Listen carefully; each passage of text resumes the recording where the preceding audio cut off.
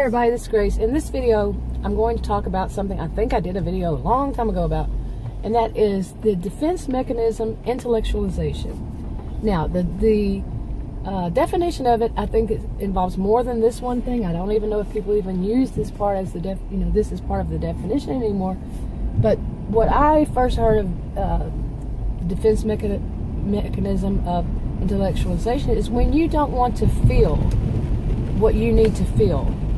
And so, like if somebody's hurting you and you're not wanting to feel the feelings or anything, where you don't want to feel the emotions and go through, it could be grief, any of this, but instead you turn to trying to intellectualize it, trying to make it make sense, logical sense. Instead of feeling emotion, you want to think in logic, terms of logic and along that line. Now I'm going to say that I am one person who has done that and sometimes still does do that. In my mind, I have to make it both. I have to feel it I used to just kind of intellectualize, but I have to feel it at both levels. I have to feel the emotion and I have to think of it logically. To me, it must be both. So while I'm at it, I'm going to say that I wonder how much this is involved in the way I am now. When I was younger, well, still to this day, I have an adrenal disorder, which a lot of people will say is due to early childhood trauma. And I've had this adrenal disorder apparently since I was a child, and it wasn't diagnosed, however, until I was 37, I think.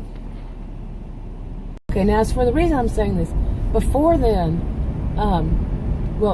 since from that time onward until I was around the time I was diagnosed, a couple of years before that actually, I was extremely analytical, extremely logical. I actually even took the GRE, and the logic part of it, the analytical part of it, I surpassed people that took it before from all fields of study. I was extreme. My IQ's high. It's always been high, really high, genius high, and but I was extremely logical, and I did not feel emotions as much as other people. I knew that. I knew I did not feel them. And some would say, oh, they go to Asperger's. No. Okay? There are so many things that, all of this, I'm well aware that can fall under. But here's the thing. When I was 35, now I was diagnosed with this adrenal disorder when I was 37, but when I was 35, I was put on a medication for diabetes type 2. I was put on more than one, and the other ones went bad, but this one I finally got on metformin, glucophage. That's what I got on. The brand is glucophage. And it changed me around so much, unbelievably. And one of them is that I started becoming more emotional. Actually, now there's so many things, so many variables, so many possibilities, so many symptoms, so many things that can fall under all that. Because also my age at the time could have been a factor. The medication, the age, what was going on in my life, all of this, could play a role in it. But I did. I started becoming more emotional, and from that moment onward, everything to me has to be emotional and logical, both, and more of a balance. Balance is good. Okay, but I've mentioned before in other videos that it changed me a lot in things like my anxiety level went down. I didn't have as many panic attacks. I haven't experienced, they pronounce it these days as agoraphobia. I haven't had that since I was 33, and I got put on that medication for type 2 diabetes when I was 35.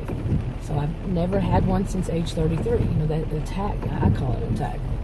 But, so it changed a lot about me. And as all of you know, I'm not a healthcare professional or a provider, and so don't take my experience and make it your own.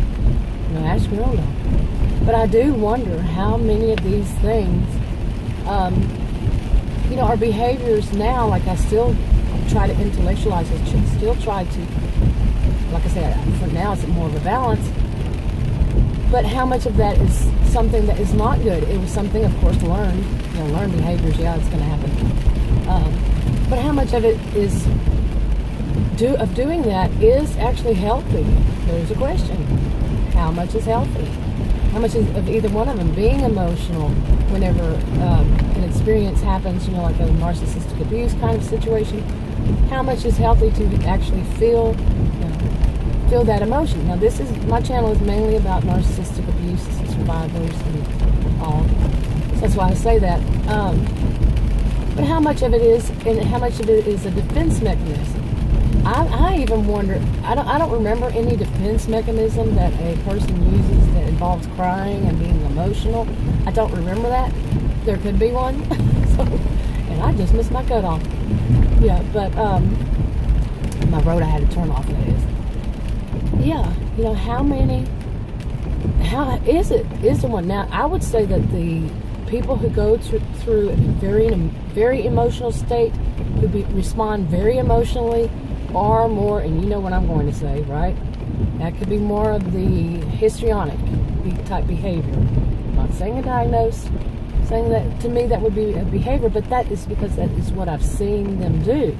The people that I see having histrionic behaviors all around is they get very emotional because that emotion gives them the attention that they're wanting, that they're seeking. People feel sorry for them. They get that attention. The attention seekers, like I just said. My own personal view on this, and it's just my view, I could be wrong, no one size doesn't fit all, is that it's what comes naturally. Like when my mom passed away 4 years ago this month, when we, heard about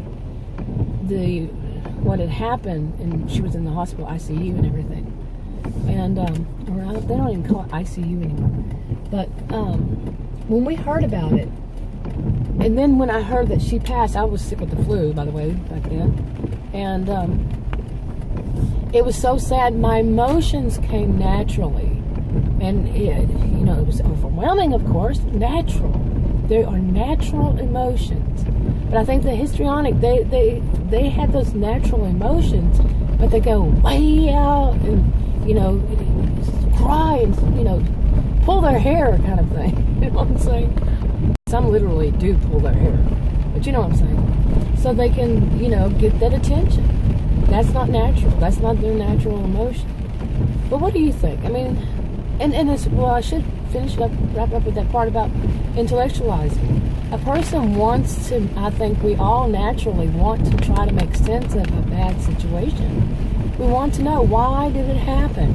Or why do they do this to me? We will blame the victim and say, why did they abuse me? What is it about me that causes them to do that? No, don't go there.